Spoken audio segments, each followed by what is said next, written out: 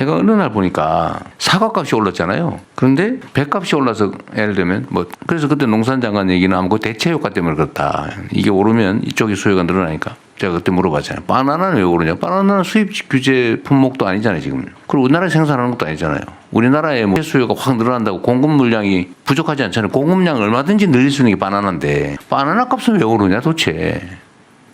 왜 오르는 거예요? 이제 글로벌 시장에서 우리나라가 과일 수입하려는 걸 다 알고 있고요. 네, 그러면은 이제 수입할 때도 가격을 그러면 높였습니다. 필리핀에서 바나나 수출할 때 일본에는 500원에 팔고 한국엔 700원 팔고 그런다는 거예요? 그럴 수도 있습니다. 에이, 그런 거는 말이 안 되지. 근데 대통령님 이 23년 12월부터 요 시점은 좀 고려해야 될 게 뭐냐면요. 그러니까 저희가 수입 유통 구조도 들여다보고는 있는데요. 환율 문제도 좀 생각을 해야 합니다. 우리가 사실 지금 발표는 개방도가 되게 낮다고 하지만 우리처럼 수입 많이 하는 나라 없거든요, 실은.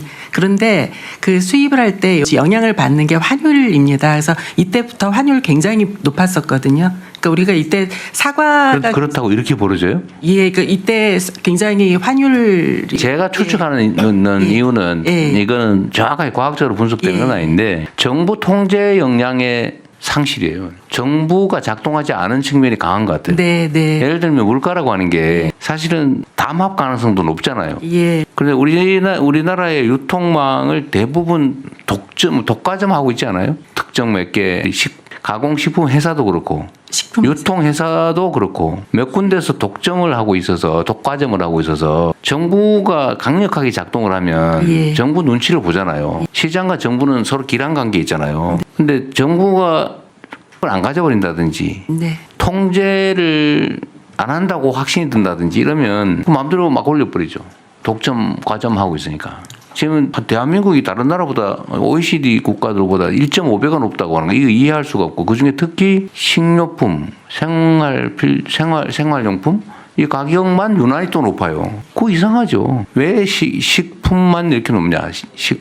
식료품만. 그래서 제가 말씀드리고 싶은 거는 정부가 제대로 통제라면 좀 그렇고 제대로 관리하고 지도하고 좀 개입하면 상당 정도는 완화할 수 있지 않을까 하는 생각 때문에 그러는 거예요. 예, 대통령님 말씀 그 무슨 뜻인지 알고요. 그러니까 예를 들면 지금 같은 경우에도 우리가 할당 관세를 주거나 이렇게 하면서 수입을 해올 때 예를 들면 이게 소비자 가격 인하로 연결되는지를 끝까지 사실 추적을 해야 하는데 그 부분이 좀 소홀한 측면이 있습니다. 그래서 저희가 그 부분을 조금 소비자 가격 인하로까지 할당 관세 등이 연결될 수 있도록 그 부분을 좀 챙기는. 그러니까 내가 아까 바나나 얘기를 한 이유가 사실 그건데 그럴 수 있죠. 한국은 사과값이 올라서 배값도 올라서 토마토도 올라서 바나나도 오르겠네. 그러면 필리핀에서 한국 수입상한테는 700원, 200원 더 받아야지. 그러면 나 일본 사람이야? 그러고 하면 되잖아요. 이게 말이 안 된다 그 말이에요, 내 말은. 양쪽에 그건 결국은 그 수입하는 업자가 왜 일본 수입업자한테 500원을 팔면서 우리한테 700원 받아라고 말할 수 있는데 왜 안 하냐고요.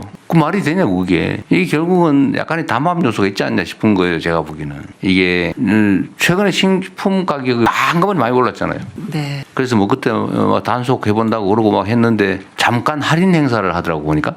예. 그게 뭔 의미가 있어요. 이제 마저 좀 보고는 들어보는데 저는 관점 자체가 만약에 그냥 분석해가지고 뭐 운명이지 어쩔 수 없지라고 할 게 아니고 정부가 할 수 있는 게 뭐냐라는 측면에서 보면 일단 정부의 통제 개입 조절 기능이 약화돼서 그런 거 아니냐 그런 생각이 들어서